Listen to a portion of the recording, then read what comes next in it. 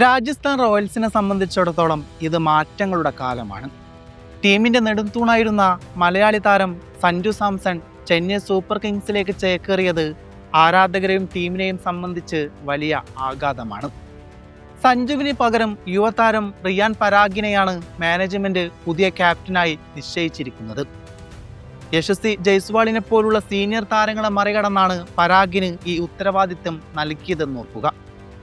Riyan പരാഗിന്റെ captaincy നിയമത്തിനെതിരെ ഇതിനോടകം തന്നെ വിമർശനങ്ങൾ ഉയർന്നു വരുന്നുണ്ട്. മുൻ ഇന്ത്യൻ താരം ക്രിസ് ശ്രീകാന്ത് ഉൾപ്പെടെയുള്ളവർ പരാഗിന്റെ നേത്രപാടവത്തെയും സ്ഥിരതയെയും പരിഹസിച്ച് രംഗത്തെത്തി. കഴിഞ്ഞ സീസണിൽ സഞ്ജുവിന്റെ അഭാവത്തിൽ പരാഗ് 8 മത്സരങ്ങളിൽ ടീമിനെ നയിച്ചിരുന്നു. എന്നാൽ അതിൽ 2 മാത്രമാണ് ടീമിന് വിജയിക്കാനായത്. സഞ്ജു സാംസന്റെ പകരക്കാരനായി ചെന്നൈയിൽ നിന്ന് എത്തിയ രവീന്ദ്ര ജഡേജയിലാണ് ടീം ഇപ്പോൾ വലിയ പ്രതീക്ഷകൾ അർപ്പിക്കുന്നത്. ജഡേജയുടെ ഓൾറൗണ്ട് മികവ് ടീമിനെ കരുത്താകുമെന്ന് കരുതപ്പെടുന്നു. സ്പിൻ നിരയിൽ രവി ബിഷ്ണോയുടെ സാന്നിധ്യം ടീമിന് മുതൽക്കൂട്ടാകും. മുംബൈ ഇന്ത്യൻസിലൂടെ ശ്രദ്ധ നേടിയ മലയാളി താരം വിഘ്നേഷ് പുത്തൂരും ഇത്തവണ രാജസ്ഥാൻ നിരയിലുണ്ട്. കോച്ചിങ് സ്റ്റാഫിലും മാറ്റങ്ങളുണ്ട്. രാഹുൽ ദ്രാവിഡിനു പകരം കുമാർ സംഗകാര വീണ്ടും ടീമിന്റെ മുഖ്യ പരിശീലകനായി തിരിച്ചെത്തുന്നു. ബാറ്റ് നിരയിൽ കൗമാര താരം വൈഭവ് സൂര്യവംശിയുടെ പ്രകടനമാണ് ക്രിക്കറ്റ് ലോകം ഉറ്റുനോക്കുന്നത്. അണ്ടർ 19 ലോകകപ്പിലെ മികച്ച പ്രകടനത്തിനു ശേഷം ആത്മവിശ്വാസത്തോടെയാണ് താരം ബാറ്റ് ചെയ്യുന്നത്. യശസ്വി ജയ്സ്വാളും വൈഭവ് സൂര്യവംശിയും ചേരുന്ന ഓപ്പണിംഗ് ജോഡി IPL തന്നെ ഏറ്റവും അപകടകാരികളായ സഖ്യമായി മാറാൻ സാധ്യതയുണ്ട്. വൺഡോൺ സ്ഥാനത്ത് വിൻഡീസ് താരം ഹെറ്റ്മയർ എത്തും. മധ്യനിരയിൽ പരാഗും ധ്രുവ് ജൂറലും ചേർന്ന് ഇന്നിംഗ്സ് കെട്ടിപ്പടുക്കുമെന്നാണ് മാനേജ്മെന്റ് പ്രതീക്ഷിക്കുന്നത്. ബൗളിംഗ് വിഭാഗത്തിൽ ഇംഗ്ലീഷ് പേസർ ജോഫ്ര ആർച്ചർ തിരിച്ചെത്തുന്നത് രാജസ്ഥാന് വലിയ ആശ്വാസമാണ്. ആർച്ചറുടെ വേഗത എതിരാളികളെ സമ്മർദ്ദത്തിലാക്കാൻ പ്രാപ്തിയുള്ളതാണെന്ന് പലതവണ തെളിയിച്ചിട്ടുള്ളതല്ലേ. പേസ് പടയിൽ ആദം മിൽനെ, സന്ദീപ് ശർമ്മ, തുഷാർ ദേശ്പാണ്ഡ്യ, മഫാഗ എന്നിവരും ഉൾപ്പെടുന്നു. വൈവിധ്യമുള്ള ഒരു പേസ് അറ്റാക്ക് രൂപപ്പെടുത്താൻ രാജസ്ഥാന് സാധിച്ചിട്ടുണ്ട്. എന്നാൽ ടീം നേരിടുന്ന പ്രധാന വെല്ലുവിളി ഒരു മികച്ച ഫിനിഷറുടെ അഭാവം തന്നെയാണ്. ഹെറ്റ്മയർ മുൻനിരയിലേക്ക് മാറുന്നതോടെ അവസാന ഓവറുകളിൽ തകർത്തടിക്കാൻ വിശ്വസ്തനായ ഒരാളില്ല എന്നത് ഒരു പോരായ്മ തന്നെയാണ്.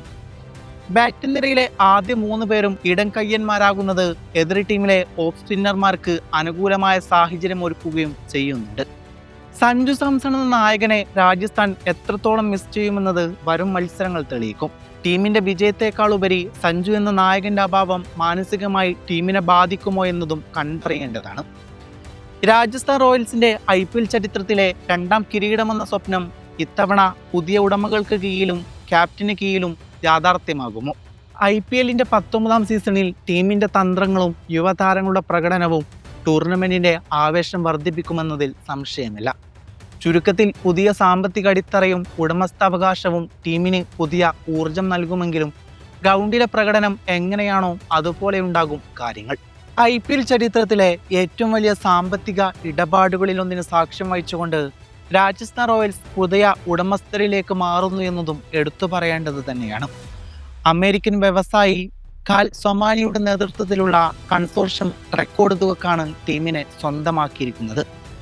ഏകദേശം 15,300 കോടി രൂപക്കാണ് ഈ വമ്പൻ വിൽപ്പന നടന്നതെന്നാണ് റിപ്പോർട്ടുകൾ സൂചിപ്പിക്കുന്നത്. ഒരു IPL ഫ്രാഞ്ചൈസിയുടെ കൈമാറ്റത്തിൽ ഇതുവരെ രേഖപ്പെടുത്തിയിട്ടുള്ളതിൽ വെച്ച് ഏറ്റവും ഉയർന്ന തുകയാണിത്. നിലവിൽ മനോജ് ബദാലയുടെ നേതൃത്വത്തിലുള്ള എമർജിംഗ് മീഡിയ ഗ്രൂപ്പിനാണ് ടീമിൽ 65% ഓഹരി പങ്കാളിത്തമുള്ളത്.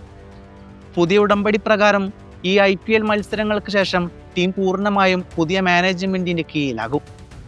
US ആസ്ഥാനമായുള്ള ഇൻട്രാ എഡ് ട്രൂയോ AI എന്നീ കമ്പനികളുടെ സ്ഥാപകനാണ് കൽ Somany. Edtech, artificial intelligence, sports technology എന്നീ മേഖലകളിൽ അദ്ദേഹം പ്രശസ്തനാണ്. 2021 മുതൽ തന്നെ രാജസ്ഥാൻ റോയൽസിൽ ചെറിയ തോതിലുള്ള ഓഹരികൾ സൊമാനിക്കുണ്ടായിരുന്നു.